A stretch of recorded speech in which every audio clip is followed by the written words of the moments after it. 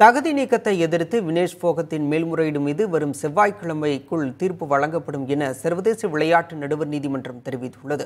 Paris Olympic விளையாட்டுப் போட்டிகளில் மல்யுத்தத்தில் மகளிருக்கான 50 கிலோ எடை பிரிவில் இந்திய வீராங்கனை வினேஷ் போகத் முன்னேறியிருந்தார்.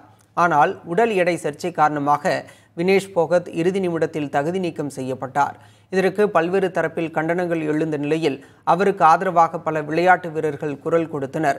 இதற்கிடையில் தனக்கு வெள்ளிப் பதக்கம் வழங்க வேண்டும் என சர்வதேச விளையாட்டு நடுவர் நீதிமன்றத்தில் வினேஷ் போகத் மேல்முறையீடு செய்தார். இதன் மீதான விசாரணை நடைபெற்று வரும் வேளையில் இந்த விவகாரத்தில் வரும் 13ஆம் தேதிக்குள் தீர்ப்பு வழங்கப்படும் என சர்வதேச தீர்ப்பாயம் தெரிவித்துள்ளது. அதே சமயம் 2 தரப்பினரும் கூடுதல் ஆவணங்களை சமர்ப்பிக்க சர்வதேச தீர்ப்பாயம் அறிவுறுத்தியுள்ளது. தரப்படும் ஆவணங்களை கொண்டு ஆய்வுகளை நடத்திய பின்பு இறுதி முடிவு வெளியிடப்படும் என தெரிவிக்கப்பட்டுள்ளது.